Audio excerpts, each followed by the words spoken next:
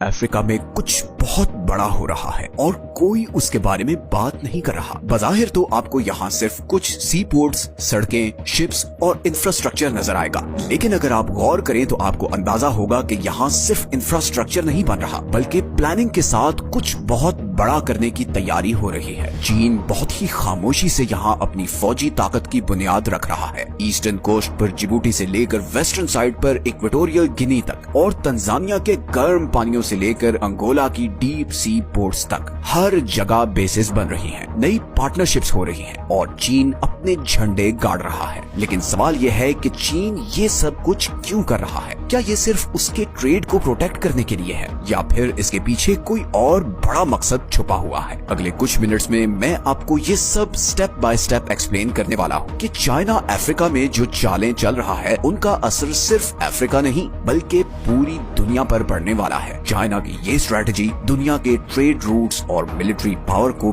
बिल्कुल बदल कर रख देगी। आज जो कुछ अफ्रीका में हो रहा है वो ये डिसाइड करेगा कि कल दुनिया के समुद्रों और इकोनॉमी का कंट्रोल किसके पास होगा। एक बार फिर आप सबसे रिक्वेस्ट है कि चैनल को सब्सक्राइब कर लें, क्योंकि इससे हमारी वीडियोस की रीच बढ़ती है और हमें मोटिवेशन मिलती है कि हम ऐसी और भी इंटरेस्टिंग वीडियोस आपके लिए बनाते रहें।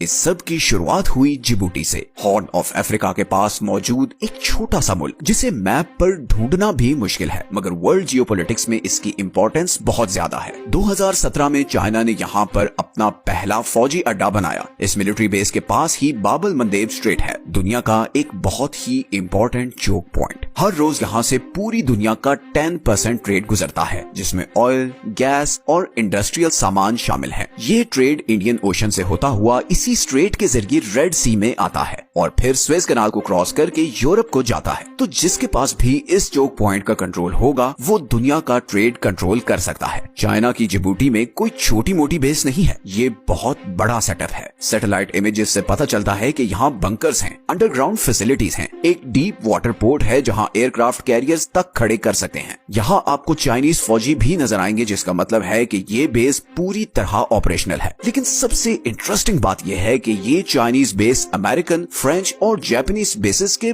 बिल्कुल पास है। तो बेसिकली चाइना, अमेरिका, फ्रांस और जापान के फौजी एक ही एरिया में सिर्फ चंद किलोमीटर्स के फासले पर मौजूद हैं और इसीलिए जिबूटी एक हाई टेंशन जोन बन चुका है। यहाँ पर ऐसी सिचुएशन है जैसे कोई कोल्ड वॉर चल रही हो और हर मुल्क दूसरे मुल्क को खामोशी से ऑब्जर्व कर रहा है। But Djibouti is just the beginning. China का फोकस अब हजारों किलोमीटर दूर वेस्टर्न साइड पर मौजूद इक्वेटोरियल गिनी पर भी है। ये अटलांटिक कोस्ट पर मौजूद एक छोटा सा मुल्क है जहाँ चाइना अपनी मिलिट्री